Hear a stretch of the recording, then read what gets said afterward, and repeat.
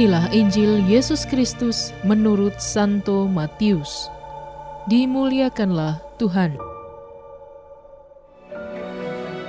Janganlah kamu menyangka bahwa aku datang untuk meniadakan hukum Taurat atau kitab para nabi.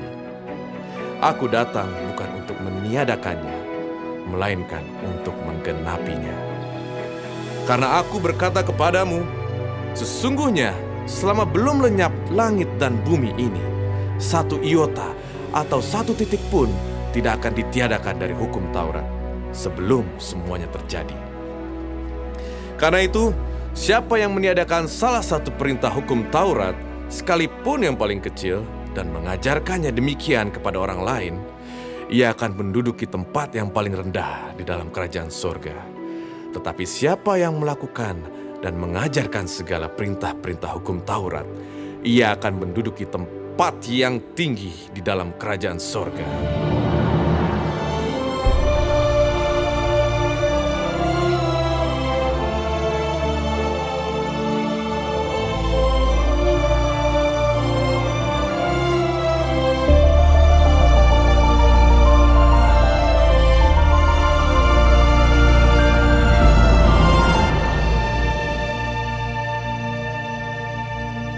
Demikianlah Injil Tuhan.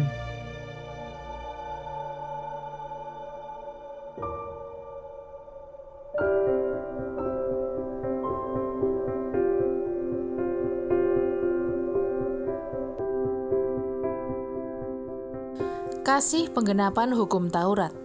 Renungan oleh Bruder Angelus More Okarm. Sahabat Cafe Rohani, ada sebuah cerita. Suatu ketika seorang pastor mengendarai sepeda motor terburu-buru hendak melayani misa di sebuah stasi. Di tengah perjalanan, ia menjumpai seorang pengendara motor yang mengalami kecelakaan. Motor yang dikendarai jatuh dan pengendaranya mengalami luka berat. Jalanan saat itu sepi. Pastor ini segera memberhentikan motornya dan bergegas menolong si korban.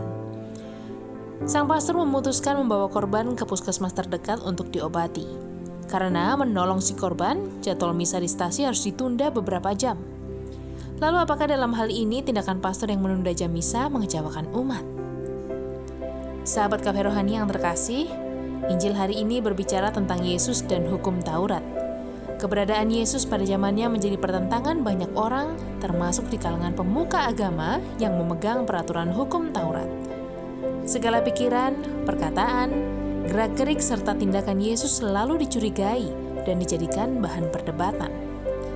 Di beberapa kisah dalam Injil, diceritakan Yesus dan para muridnya melanggar kebiasaan aturan hukum Taurat.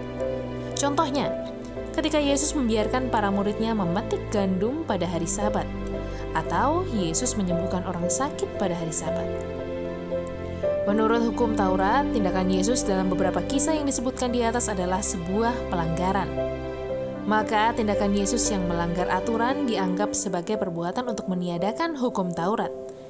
Akan tetapi sebenarnya Yesus tidak berniat untuk melanggar aturan. Ada nilai yang lebih yang ingin disampaikan ketika Yesus melakukannya, yaitu belas kasih dan nilai kemanusiaan. Maka dari itu sangatlah jelas bahwa Yesus ingin menyempurnakan hukum Taurat. Kasihlah yang akan menjadi penggenapan hukum Taurat. Selamat menikmati menu hari ini. Renungan juga bisa Anda baca selengkapnya di Cafe Rohani edisi bulan ini.